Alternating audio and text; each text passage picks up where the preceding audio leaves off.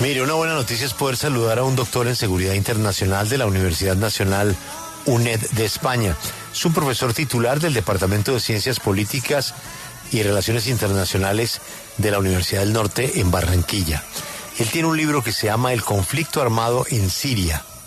Él es Yaniel Melamed y además de ser abogado internacionalista, es magíster en gobierno, seguridad nacional y experto en contraterrorismo del Instituto Interdisciplinario de Israel. Doctor Melamed, gracias por estar con nosotros. Muy buenos días. Julio, muy buenos días. Muchas gracias por la llamada y un saludo especial para la mesa de trabajo y para la audiencia. Pues hay una discusión internacional, doctor, y usted nos la puede ayudar a aclarar. Pues obviamente que nadie quiere las dictaduras, ¿no? Y después de 3 décadas cae el señor Al-Assad y cae una dictadura que dejó tantos muertos y tantos desplazados. Pero hay mucha gente que se pregunta, ¿esto será para bien o para mal? Porque al fin y al cabo el señor Yolani es un líder de la yihad y pues no se sabe muy bien para dónde puede llevar a Siria. ¿Esto conviene? Pues conviene acabar con las dictaduras. Pero al sirio, ¿esto le mejora su vida o no se la mejora? Pues Julio, mire, es una pregunta muy interesante. Yo, pensaría que podemos abordarla a partir de 2 circunstancias para darle más ilustración a la audiencia. Bashar al-Assad no solamente llegó al poder desde el 2000, es decir, tendría 24 años como dictador, sino que hace parte de un seno familiar. Su padre, Hafez al-Assad, llegó al poder a través de un golpe de Estado en la década del 70. Así que no son 3 décadas, son casi 54 años en el cual la familia al-Assad ha gobernado Siria con mano de hierro. Han sido responsables de algunos episodios antes del inicio de la guerra civil muy emblemáticos de violencia contra su propia población. Y pues para ir de plano a su segundo interrogante, ahora mismo hay una enorme incertidumbre en cuál va a ser el futuro de Siria como tal, y dudo que este escenario recientemente desarrollado vaya a traer pues bienestar inmediato a esa población siria que ha estado victimizada por muchas circunstancias. Doctor, el líder del grupo rebelde Al-Holani que Julio mencionaba tiene una recompensa desde el 2017 por los Estados Unidos, publicada por la embajada de ese país en Siria. ¿Cuál cree que debería ser el primer paso que él debe tomar para demostrar que es más moderado de lo que ya era antes? Pues mire, yo hablo en título personal. Yo no concibo, para mí es una antinomia este tema de yihadismo moderado. Creo que no existe. Creo que es algo antinatura. Precisamente tiene una recompensa de $10 millones por su trayectoria, ¿no?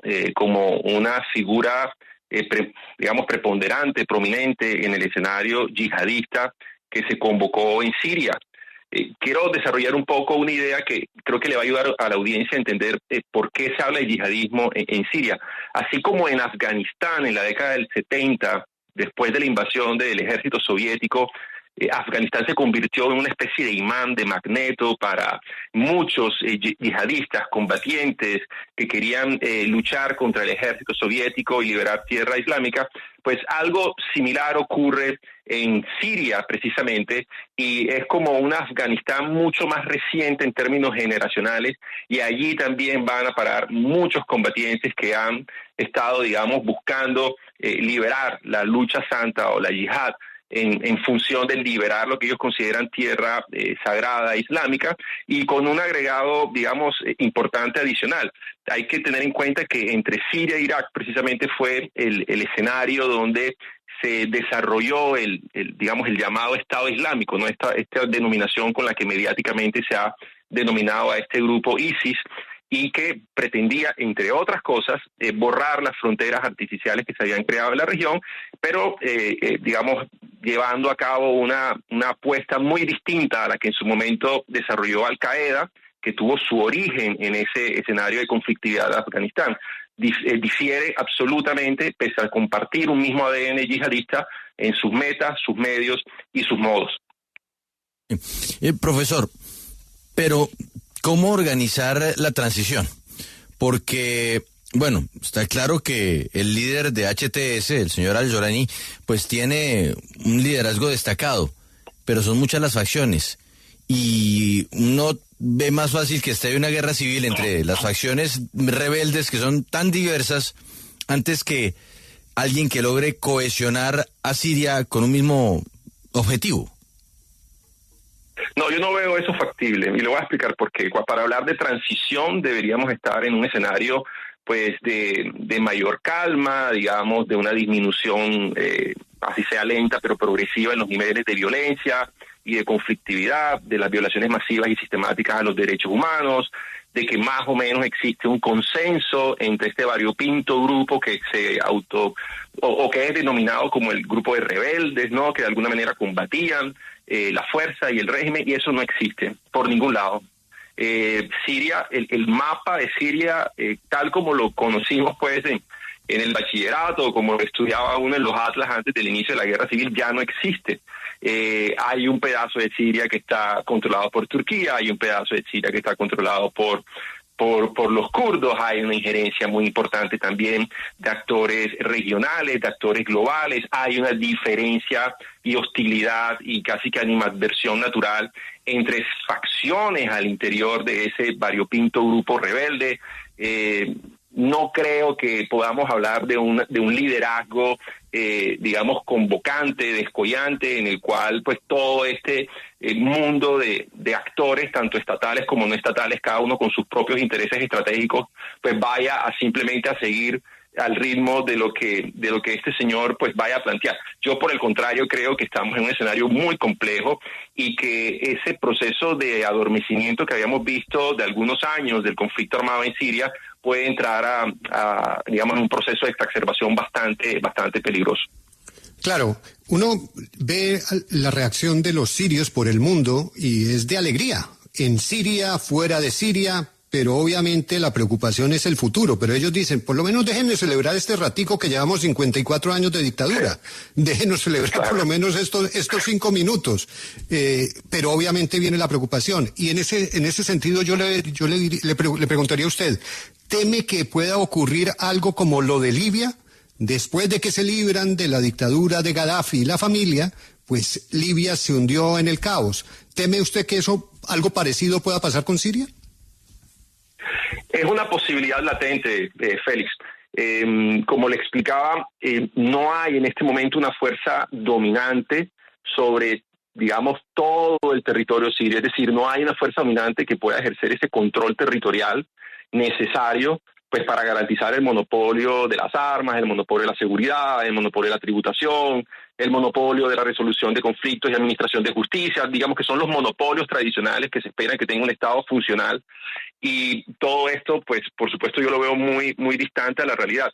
Entiendo, digamos, la sensación de muchos sirios, especialmente celebrando este momento, porque como lo decía anteriormente, la familia al-Assad llegó al poder en 1970. Para que usted más o menos tenga una idea, Siria era el país que más golpes de Estado tenía en Medio Oriente hasta 1970, cuando Hafez al-Assad, el padre de Bashar al-Assad, tomó el poder precisamente a través de un golpe de Estado, pero se aseguró de que a través de la fuerza y el puño de hierro no lo tumbaran a él y garantizara casi que una dictadura hereditaria. Bashar al-Assad es el hijo de un dictador y un sanguinario, y hay algo interesante que quizás la audiencia no conoce.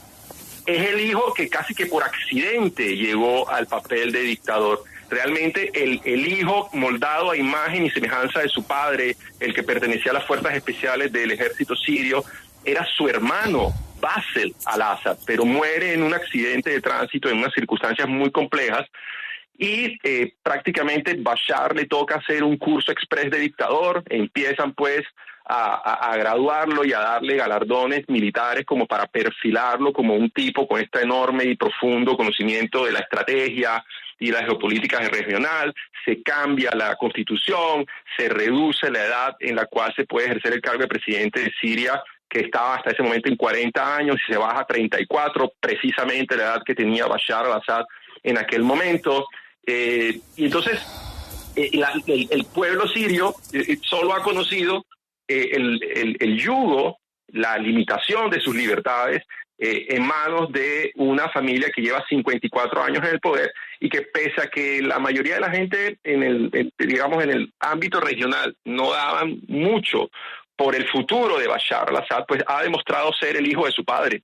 Y pues 13 años, casi 14 años después de la guerra civil en Siria, el escenario es desgarrador. Mire, hay unas cifras que creo que es importante que la gente entienda, porque estamos hablando de por lo menos 700.000 muertos, por lo menos 7.5 millones de refugiados alrededor del mundo, la mayoría de ellos pues en el vecindario inmediato. Turquía ha recibido un importante número particularmente, pero la mayoría de ellos también en Europa, y eso ha generado pues todo lo que ya conocemos de las dinámicas geopolíticas también y políticas internas en muchos países europeos.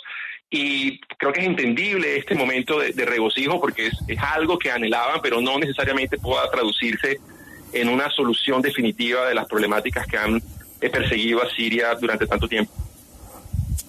Profesor, precisamente usted estaba hablando ahora de que hay sirios por todo el mundo. Bueno, sin ir más lejos está el campo de Zaatari en Jordania, miles de sirios allí refugiados. Al-Hol, que está en la propia Siria y que es un campo bastante problemático porque recordemos que están allí las viudas y los hijos del Estado Islámico. ¿Cómo prevé usted que va a ser este movimiento migratorio ahora? ¿Regresarán sirios exiliados a Siria o veremos lo que vimos en 2015 de, bueno, pues cientos de miles de sirios lanzándose al mar y a rutas migratorias peligrosísimas para alcanzar Europa? Hola, buenos días. Creo que es Ángeles quien me hacía la pregunta. Yo dudo que ese escenario se vaya a materializar de manera, digamos, tan efervescente e inmediata. Lo que se mantiene en este escenario de caída del régimen, se mantiene la complejidad de la guerra, se mantienen los intereses geopolíticos y estratégicos de muchos actores, tanto estatales como no estatales de la región, y más allá de la región, me estoy refiriendo por supuesto a los casos de Estados Unidos y de Rusia, y se mantiene también la incertidumbre. Pienso que no es el momento para entrar a pensar que de repente simplemente cambió la marea y ahora de regreso de Europa al Levante vamos a evidenciar toda esta nueva migración de sirios buscando pues de alguna manera retornar a su país, porque como lo expresaba en su momento cuando intervine anteriormente, no existe todavía ese escenario de transición tranquila, ese escenario de consolidación de instituciones, ese escenario de un gobierno de unidad, de control territorial, de cohesión entre las Fuerzas Armadas, de repliegue de actores regionales que tienen sus intereses anclados precisamente en Siria. Y puede ser que alguien de pronto esté guiado por el optimismo y el idealismo y se vean, ¿no?, algunos movimientos de retorno a Siria, pero masivamente, pues yo creo que de momento es un escenario pues bastante idealista, pero poco probable. Profesor, muchas gracias por atendernos, de mucha ayuda. Muchísimas gracias a ustedes, Julio. Un abrazo especial para la mesa de trabajo y para la audiencia.